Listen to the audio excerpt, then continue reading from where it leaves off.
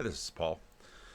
The Helen Lewis, who was famous in this little corner for that incredible, um, turned into a debate with Jordan Peterson a few years ago.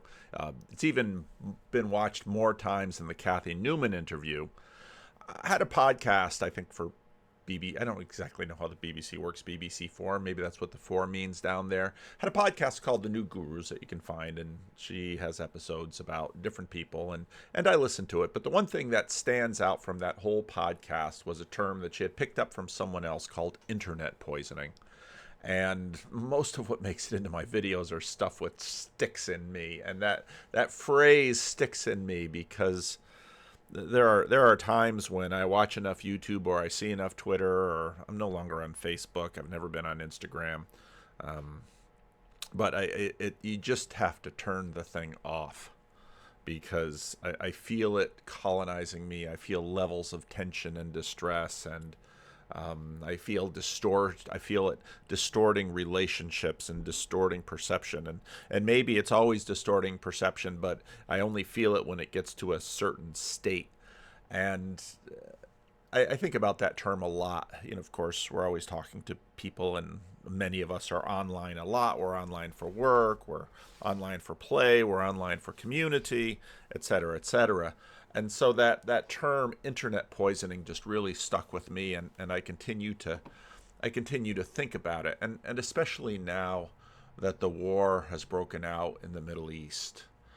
Joe Rogan, I'd love to play it for you. It's on YouTube, just the clip. I tried uploading a portion of it and it got blocked right away, so I'm not going to include it in this video. But Joe Rogan is just sort of freaking out about what's going on, and yeah, I understand that. I think part of that is internet poisoning. Part of what I think about is in terms of how Jonathan Peugeot did a terrific conversation with I can't remember his name. He's a Kierkegaard. He just wrote a book on Kierkegaard. He talked with Peugeot and Vervaeke about Kierkegaard. He was talking about Plato. It was a great conversation that Jonathan did with him. But part of what I reflect on in the whole progressive versus conservative battles are the ways in which technology has changed us, disrupted us, and empowered us. And I thought John's conversation with that was absolutely tremendous. And that's part of this freaking out. And so Joe, I'll play a little offline so I can repeat what he says. He says he's been freaking out over the last few weeks, mostly at nighttime. Like what would happen if we're like legit Armageddon, Mad Max, nuclear war. I should get my puppet out because I'm parroting him. Always got to resort to the puppet because, of course, every all gets blocked from Joe Rogan. Like, how far are we? No, no, no. YouTube, don't strike me. It just gives me anxiety before I go to sleep. I'm just laying there. How does this all resolve? And then this effing Israel thing pops up. Like legit freaked out. And this guy, Brian Redband, says, I've definitely been buying a lot of prepper stuff for my house. They're getting solar and battery packs. And it's like, the thing about the preppers is, this isn't like a hurricane or a big storm where you're out for maybe a few days or a couple of weeks. Did we learn nothing? Joe, did we learn nothing during the global pandemic? How, we live in a globally integrated world. You know what that means? You know what that means? Yeah, Joe says that's a good move. If you can get like solar, that'll really help. And it's like, you're going to farm? Joe's concerned about the communication. How hard would it be to blow satellites up? And so then we don't know. Yeah, that's why. Nope. Then they're talking about getting on Starlink, so then they have great internet. And it's like, and the funny thing for me is, disaster happens to people all the time. As a pastor, they get cancer. There's a car accident. Something happens.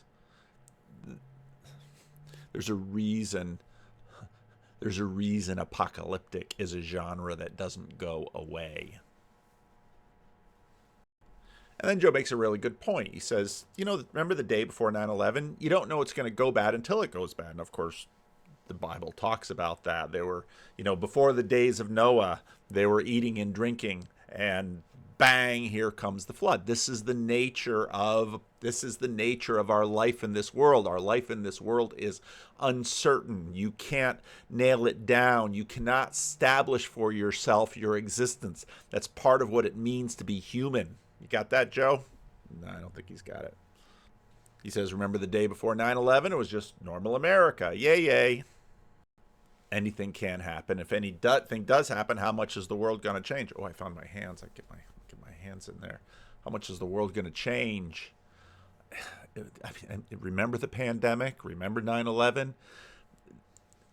The craziest thing about America is that life has been so good, and we should praise God for that goodness. Life has been so good.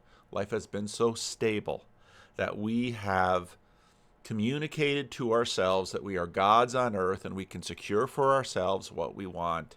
And, you've heard it said many times in different situations, we do live in a network of relationships. And so we're sort of used to seeing others in a set of crisis. But when, you see these beautifully tailored communities in the modern state of Israel, that is, I've never been there. I don't know if the event with myself and Peugeot and Vervaeke will ever happen in Israel. We'll see.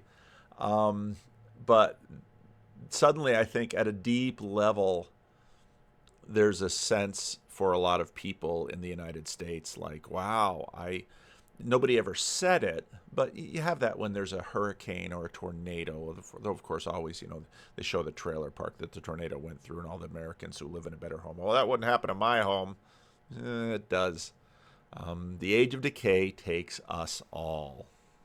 And he talks about super volcanoes or Mongols. The thing that I immediately thought of when I saw the news about Hamas and what they did, I thought of the Vikings.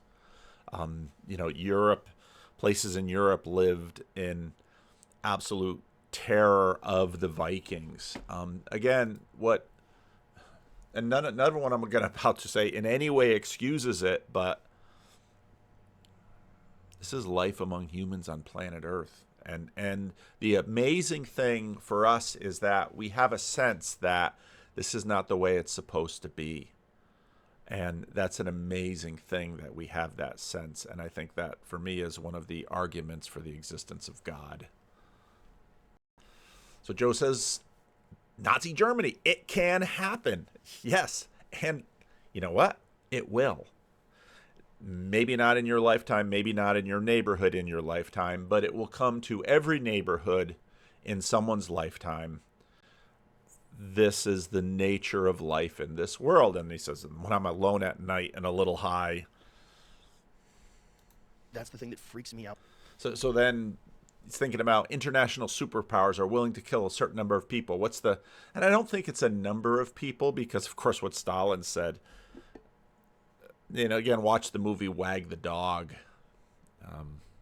It's not a number of people. Look at the millions of people killed in the Second World War. Usually for us, isn't that funny that the mixture of identities that there are in terms of when it hits home and when it doesn't? If somehow we identify, maybe we have a personal relationship, and of course the news has gotten expert at this stuff. When I watched this, I immediately thought, okay, we can put Joe away. I immediately thought of the Chris Williamson, Eric Weinstein conversation that opened with this. You've been around a lot of very powerful, very rich people throughout your career. No, that's not true. Only relatively recent. Only in the last decade and a half. That's quite a while in many people's All right. lives. All right.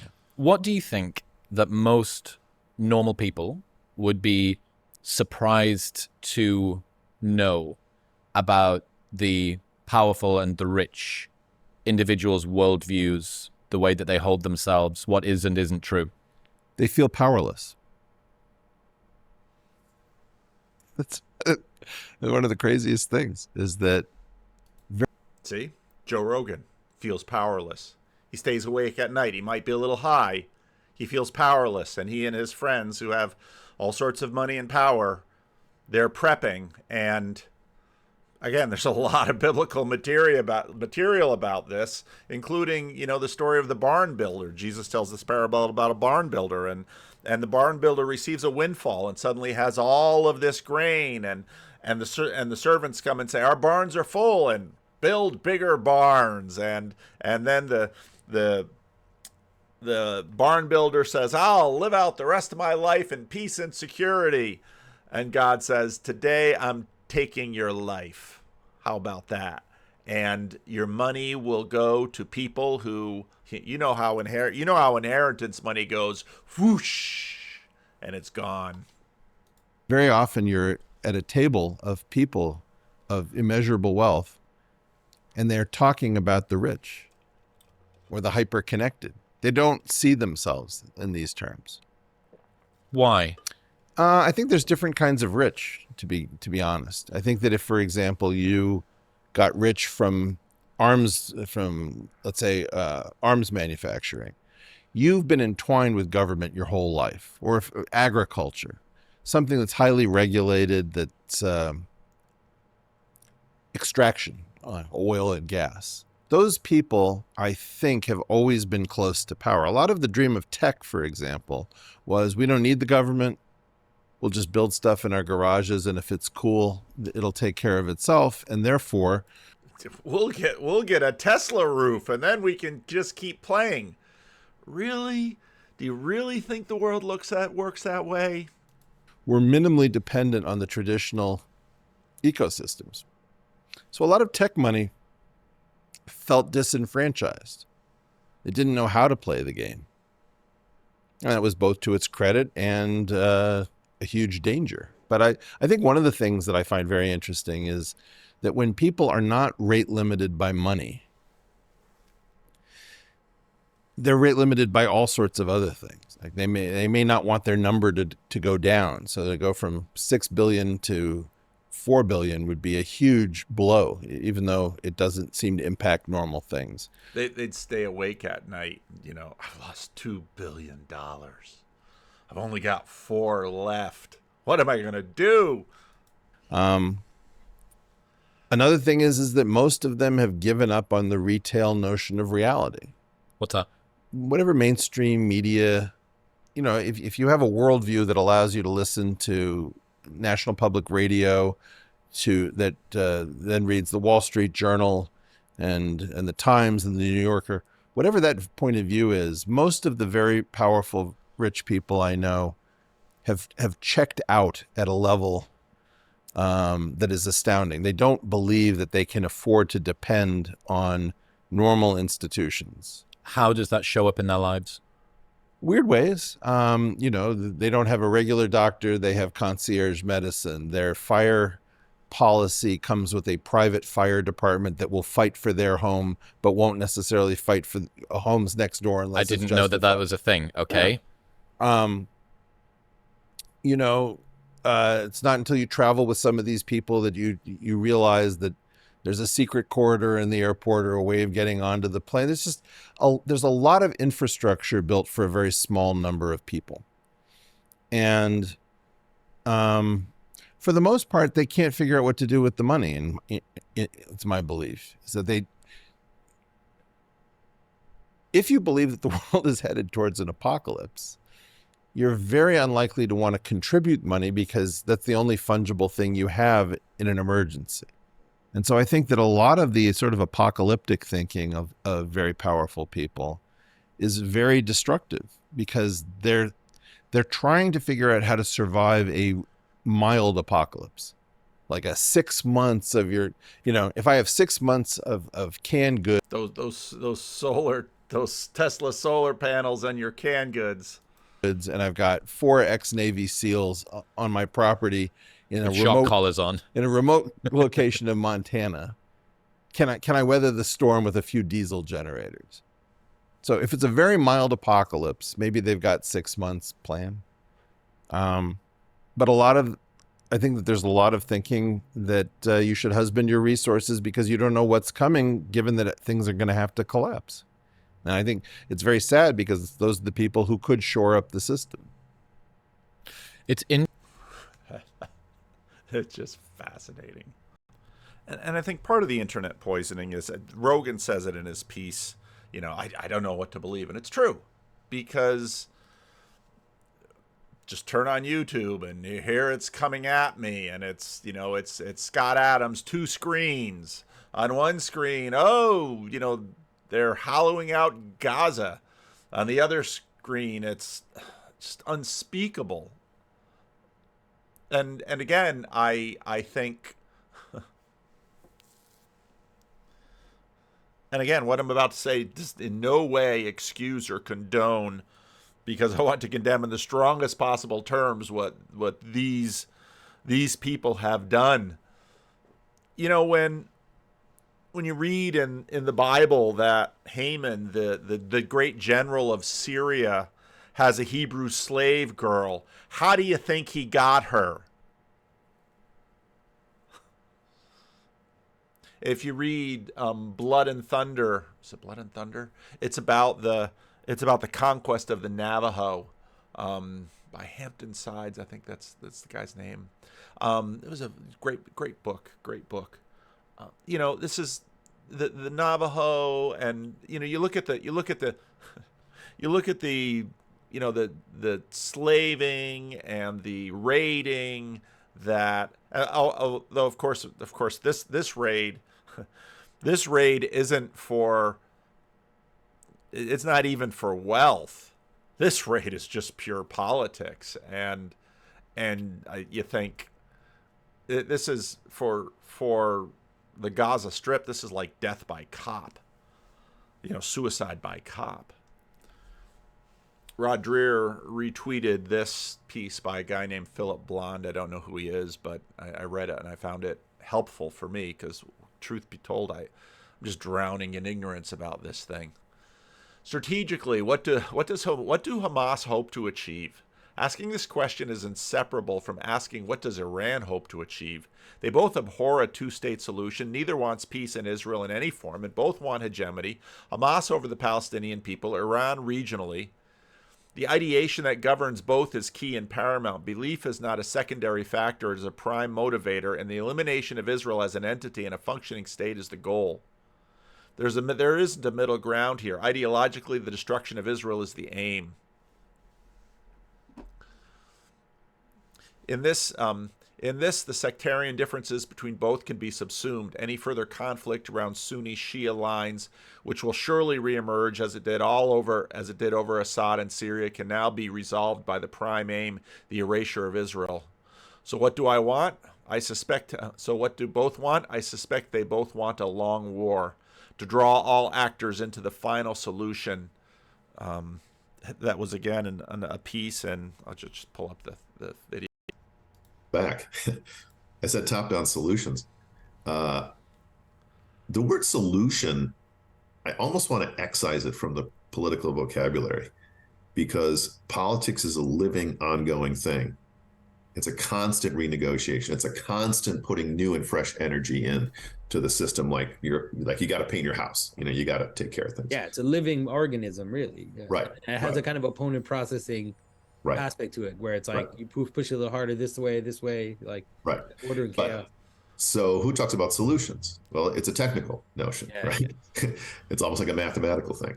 And I kind of repeat this phrase. It seems to me that all political solutions, like real solutions, are final solutions, right? That is to say, it's death in some way.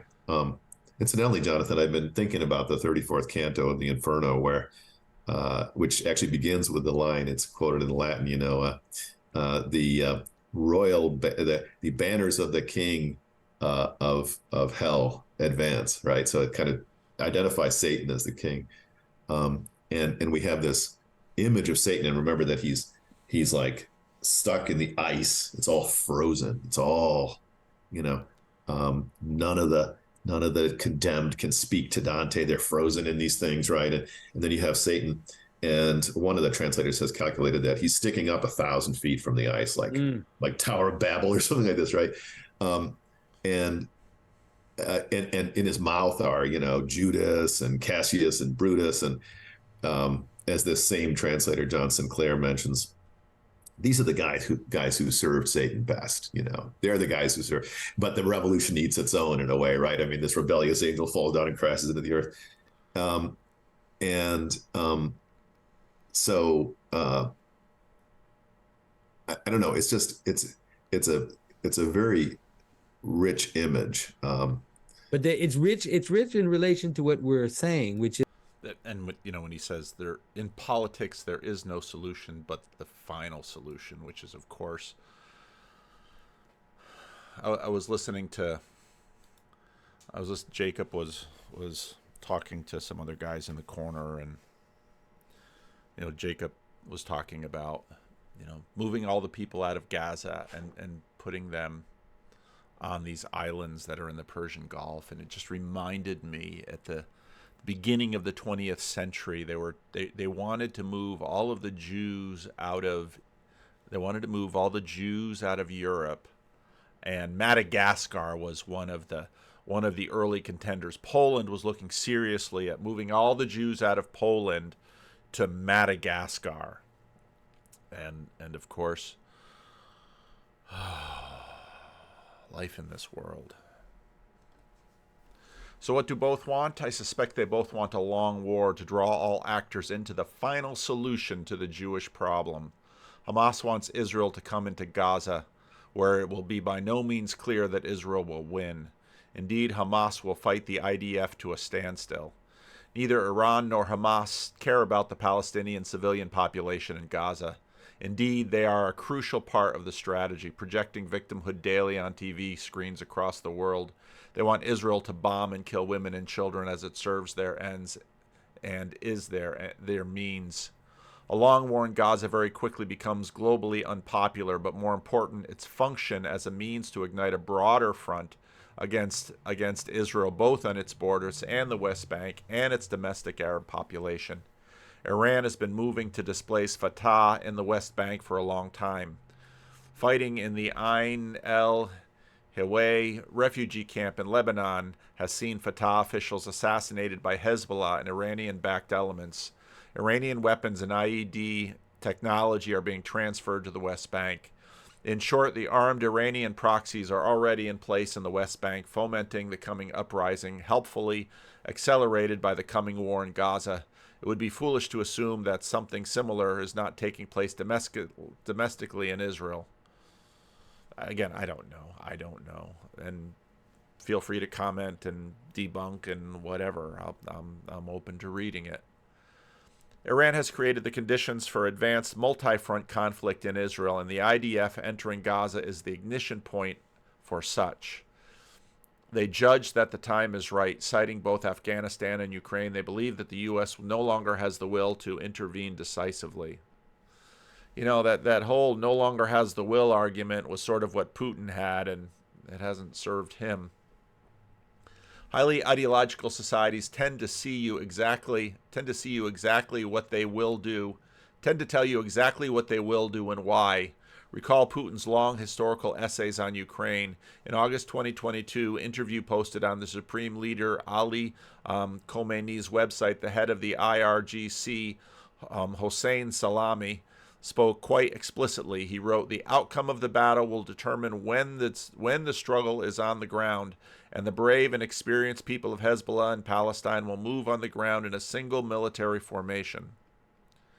The conditions for this single movement are in place. They only require Israel to enter Gaza and for civilians there to be the public sacrifice for the ignition to take place. The other brutality of the Hamas incursion was designed to force Israel to attack Gaza.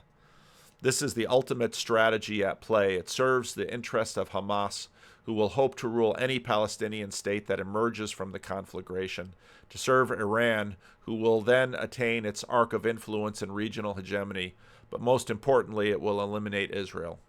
It can't quite make sense of what is happening outside this. I can't quite make sense of what's happening outside of this scenario. It's a strategy to wipe Israel off the map, which makes all of this talk of peace and place at the table and mediated gains utterly superfluous. I feel the moves are as big as this. So what should Israel do? Generally, it's not wise to do what your enemies want, so entering Gaza is an extremely risky endeavor. But Hamas must be defeated and removed from power. But how do you do this without a ground war? Western strategists need to ask what could change the calculations here. The fulcrum point is indeed Iran, and perhaps there's the only player that could draw the calculus is the United States. But what would entail threatening and possibly delivering a direct confrontation? Israel itself, with its existence under threat, could take the fight to Assad or other Iranian proxies, but Hezbollah is already primed to invade from the north and the West Bank similarly so. Yeah, chilling. And I watch all of the multi-layered principalities at work, these groups in America and Europe that somehow get a sense of solidarity with the Palestinians and saying, horrendous things about killing and celebrating attacks like this. And you have all these multi-layered identities, and those identities start crossing in all different directions.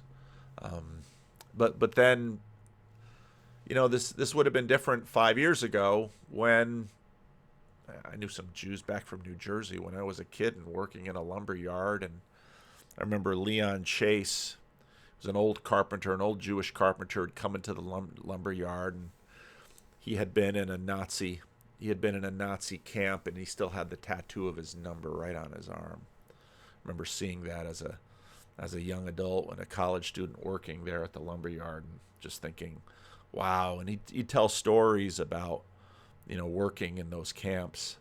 I'm sure he's passed by now. It's hard to believe that's 30 years ago for me, going on 40 years. But people I've met, people I know, ancestry. There's this weird thing that 8 years ago, no, longer than that now, 12 years ago. My father's side, they were Jews leaving the Netherlands, switched religions. But others have those family connections. Others have those personal connections. Many Christians have taken tours of Israel and come back and said, yeah, it's really not great to be not in power there. So much ignorance.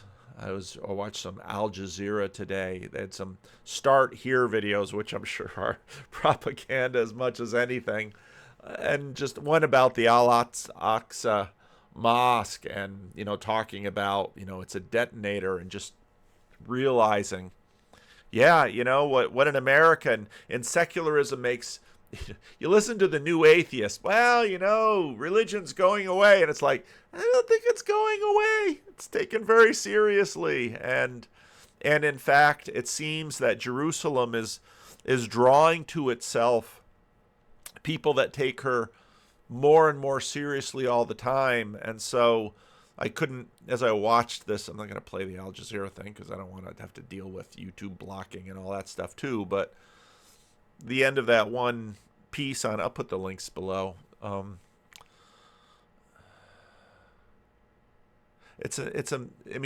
of the reason that you want to be part of a religious tradition is that, in fact, you can, around here they said, well, he has an old soul. You want to have an old soul? Invest in an old religion. Your soul will get older because you'll be tied into a people and a community that goes back thousands of years. But beware, it will unsettle your world. And I think of, Hezi and Nehama, and, praying for their safety, hoping they're okay. Because, of course, once you develop a personal relationship, I've so enjoyed my conversations with Hezi and Nehama, and, really, really grown to appreciate who they are. And,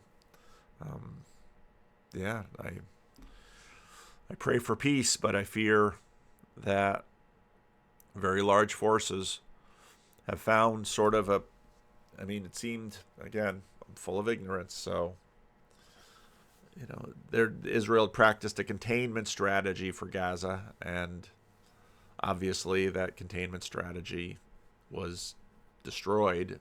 So now what? Now what? But I also know, because crisis of the day, and here in beautiful, wonderful California, the attentional eye of Sauron turns, because Ukraine, COVID, woke wars, just zip, zip, zip, zip, zip, zip. The ADHD media attention. Look over here, look over there, look over there, look over there. Attention, attention, attention, attention. We're feeding it attention.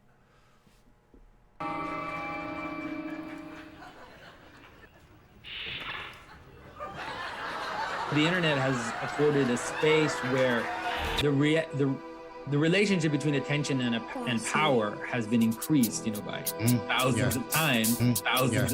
And so all of a sudden, people understanding that how attention can be a weapon, right? And attention can be a way to dominate and can be a way to seduce.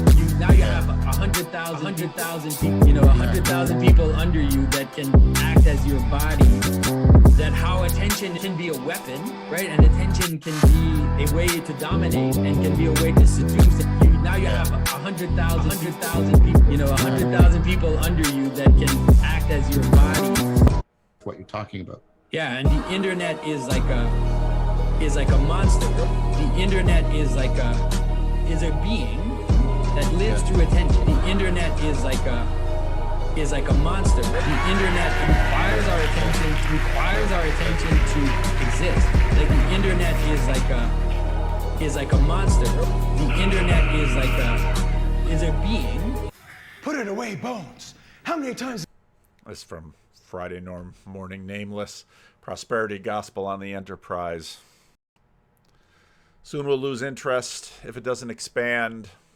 The funny thing about that I often tell my kids, I say, you know, in 1939, people didn't know they were in World War II. They didn't know that in 1936, but the Japanese were already in China, and Hitler was already gobbling up Europe.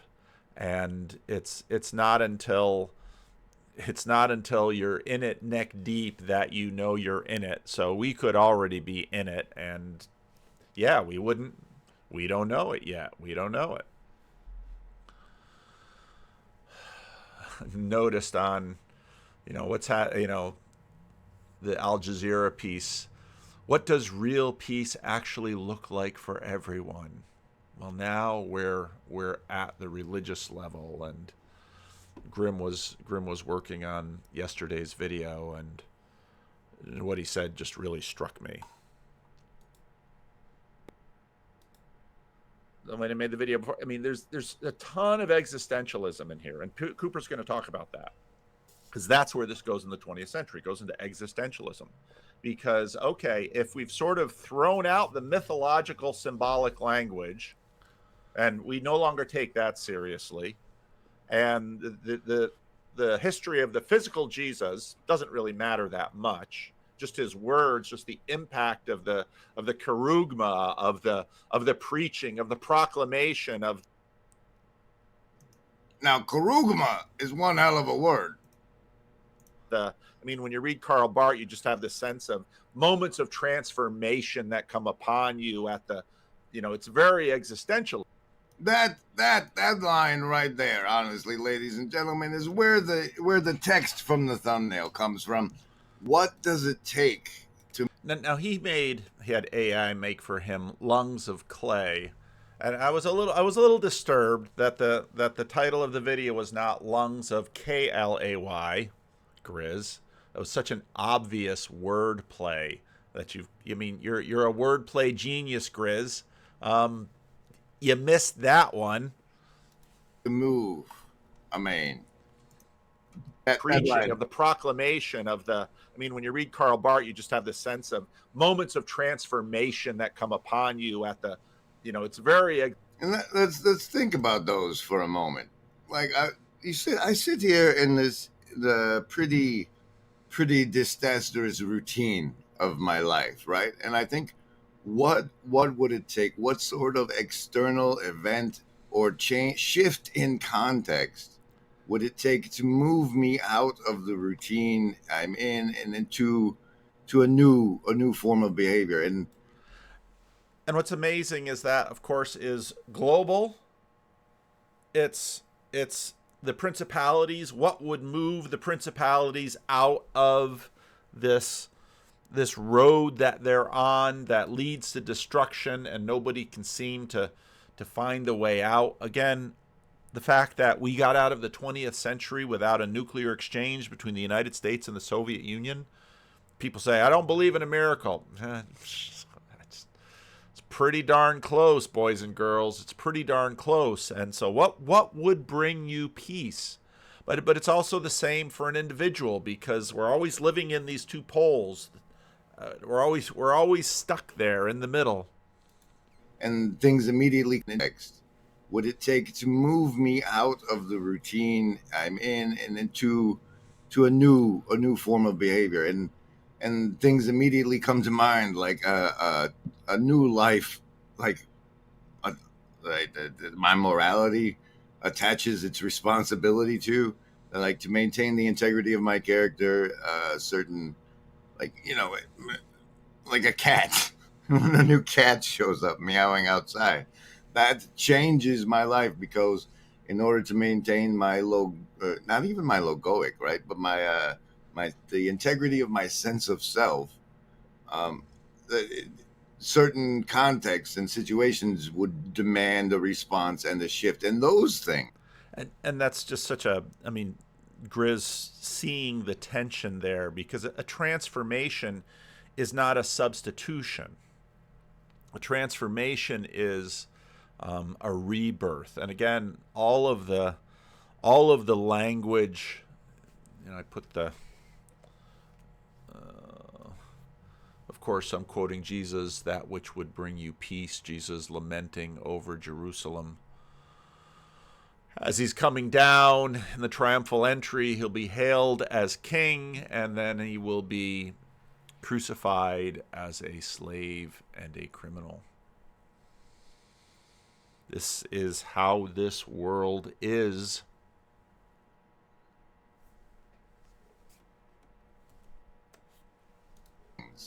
Those things are my first guesses as what it takes to move a man. We're going to go back into that at the end of the stream, I think. But meanwhile, think on it, and what it would take for you to change your routine and direct your life in a different way. What values do you hold so dear that they're more important than your ability to have agentic effect in the world? That like, in service of this value, I would sacrifice it all. What are those? What does it take to move you? We all know that there is no agency any living gent can see. Doing what is right for me is lifting up my bro so he can grow some eyes to see that doing what is right for me increases all our agent. There's a little Grim Grizz branding for you if you've never been to the channel. But, of course, my job is transformation with people, to foster, facilitate, midwife, prompt, promote, support, encourage. And of course, I too have a theological system, and my theological system says that I am not the master of that in others. If God, only God actually does that, and God can certainly use me and use others, and so I make myself willing and available. But the thing that I was thinking about when I was watching Grizz talk about this was how we're even unsure of what this looks like. we're even unsure of what this looks like. And then in the Al Jazeera piece, and they had some older woman, and she's just kind of talking political babble with all of the little buzzwords about peace and blah blah blah blah blah. And yeah. Again, one of the things that struck me that Jordan Peterson said repeatedly, it's when he'd work with his clients, when they would start speaking in the theological register, you'd know that, okay, now we're getting down to the layer of where this stuff goes. The political is downstream. It is the transformation of ourselves and of our principalities. So now when I watched the Ben Shapiro piece, I never watched Ben Shapiro. Rick sent me an email and sent me a message, said, I just watched that Ben Shapiro piece, and yeah, it's a rough piece. And I thought of Jacob immediately when the piece started, because he said anti-Zionism is anti-Semitism, and I know how Jacob feels about Zionism. But but he and Trey and Charlie were talking on the chatting stream, and yeah. Idea of what was going on. What he was talking about was absolutely correct, which is that the Palestinians operate under a very different moral code than the Israelis and Americans do. Now, which Palestinians? Because part of what you have is, again, modernity, secularism was in very many ways sort of this stealth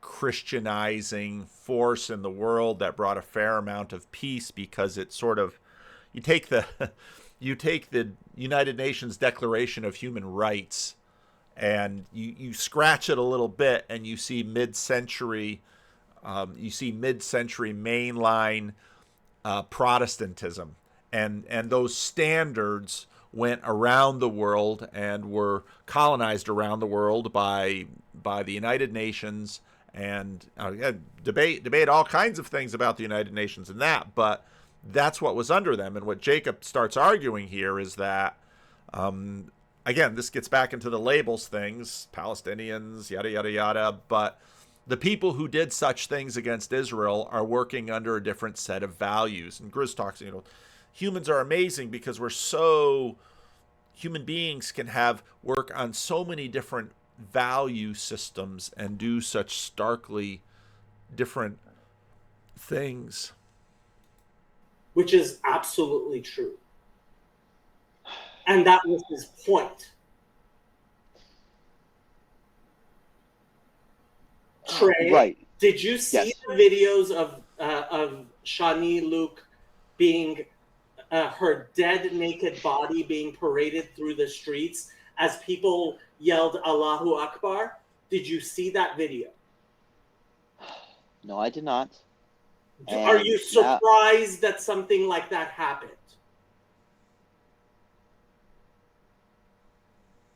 I can show you the video. It happened. No, I know, but I can't make a response. Yes, that is terrible. No. I didn't ask you if it's terrible. I asked you, are you surprised?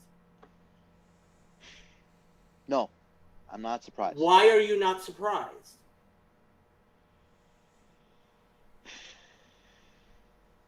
Because Muslims do that.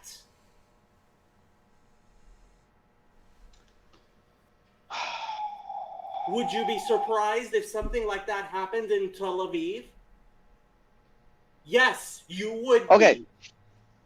Well, you know what? I'd be more surprised if this happened in Dubai. That's probably because you don't know Muslim culture well enough. I think there's a different level analysis, and I don't think it's as straight as this. Again, like, the more economic usually a country becomes, the more Western they become. Okay, I realize you have Marxism installed at the most. Okay, it's it's sort of buying into the world system. But again, you can of course take this and go different ways, and you can say, you can debate Islam and on and on and on and on and on. My point isn't that. My point is to point to the value thing, that we participate in systems, and these values and these transformations that Grizz is talking about, these are deep. And then what value system would you give your life to?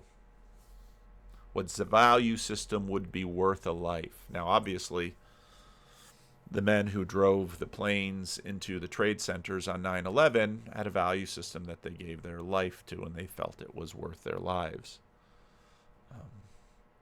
But each of us has value systems, and then we have to ask ourselves, what are those value systems? What is good? Very basic questions about what is good, what is true, and going back to the Theo Von, John Vervaeke. I'm not going to play that because my whole video gets demonetized if I play that, but which I don't really care that much. I only monetize about half my videos anyway. But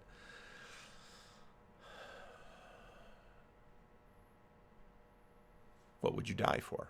What would be worth a life? And what's interesting is that those things are above us.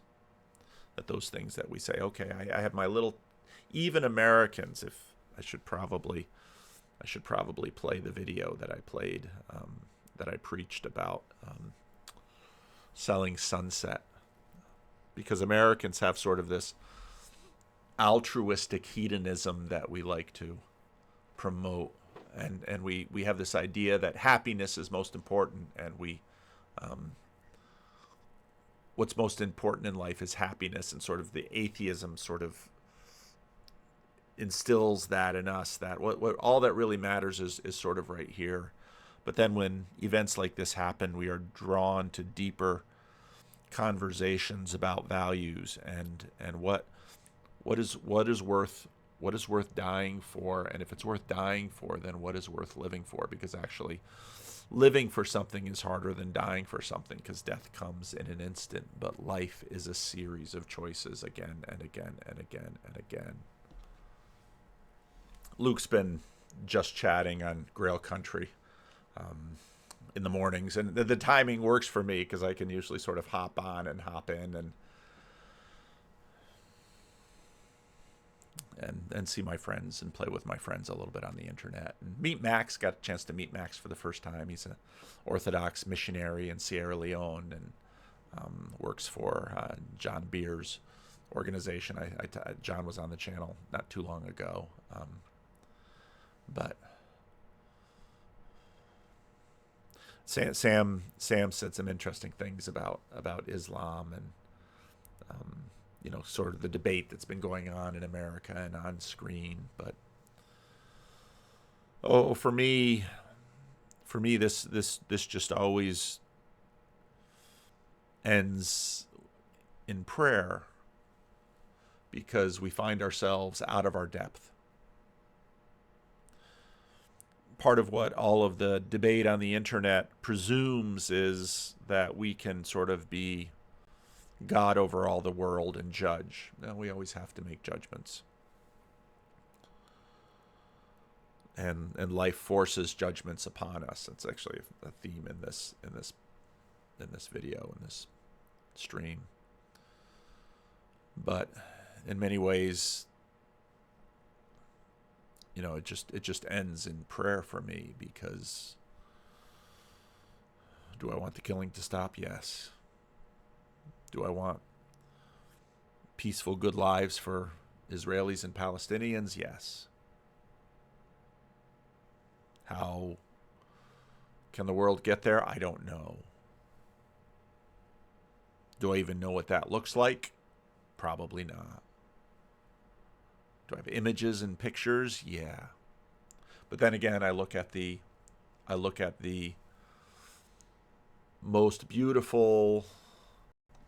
I used to. People would talk about, impoverished communities or marginalized communities or all of this. I said, well, show me the ideal community. and usually they think in economic terms. And so here in Sacramento, we might think of El Dorado Hills or Folsom or Granite Bay, or a wealthy suburb outside of Sacramento where you're up on the hills looking over town, and $1 million houses. No. $1 million is table stakes for houses right now, my friends, in Sacramento, for if you want a really nice house. And I say, yeah, but I know those people, and they're subject to all of this stuff. Many of you have seen this show on Netflix. It's called Selling Sunset. And this is most of the cast of the show. It's built around a real estate group in Los Angeles that are selling probably the most high-priced real estate you can find, even in a state like California. But the cast almost looks like something from a Bond film, complete with sort of these two short, bald guys who run the organization. And these are sort of surgically modified spectacle women competing for men, money, fame, attention, and everything else. It's sort of like the brightness is turned up too high on the television when you watch it. If you think about what strawberry candy is like, you try to take the strawberry flavor from the candy and you add lots and lots of sugar, and then if you try to eat it and you compare that with the taste of a real strawberry, well, they're kind of like the candy. It's just cloying. You watch a few minutes of it and you don't quite know how you should feel. Now, what's really interesting that in a lot of ways they sort of exemplify what I think for many in America is kind of a default American religion. It's sort of an altruistic hedonism. What's most important is your current emotional state, and that it be the best current emotional state possible all the time. To be happy is to be the recipient of the best possible situation, to have all of the money, to have all of the beauty, to have all of the pleasure, to have all of the attention, and you hope to go from one euphoric state to the next. Again, it would be like eating a diet of only candy all the time. And so people try to string these things out in as seamless a line as possible, all the way up till death. Now, what's interesting, however, is that's sort of the idea that happiness in me is a function of all good things around me, all beautiful things around me, all pleasant things around me. So if I can surround myself with good things, then my insides will feel good. It's basically an idea that my insides are simply the product of the sum total of the good things around me. Sort of a good arena makes for a good agent. Now, what's amazing about the show, however, that for all of the glitz and all of the beauty, now by season 6, there's very little attention actually paid to these outstandingly beautiful multi-million-dollar properties that are in the hills around Los Angeles looking in on the kingdom. All of the show is really about are all of these women fighting with each other. It's just drama all the time, which lends questions to their idea about how the good life can be had. Because they're all beautiful, they're all tall, they're all wealthy, they've spent thousands and thousands of themselves doing all of this, and they all seem absolutely miserable. And the only joy they have is in cutting each other down. I don't think that's a good life, but there they are. And in some ways, the nation sort of looks at them and says, these people have arrived. And to me, I look at them and say, they've arrived anywhere. It kind of looks like a really shiny, beautiful hell. The show has a spirit, and the spirit is vicious. And that vicious spirit of reputation savaging is why people watch it and enjoy it. Now, part of the difficulty about using that word spirit is that in modernity, it's sort of a difficult word. Part of what I think is that the transformation we're looking for doesn't fully arrive in this world. This world isn't quite big enough for even one human being to arrive in it. And Christians believe that when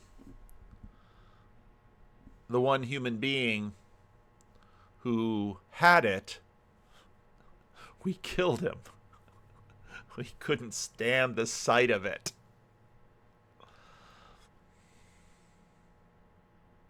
So I just pray. I get to a point like this and I pray. I pray for peace. I pray for justice. I pray for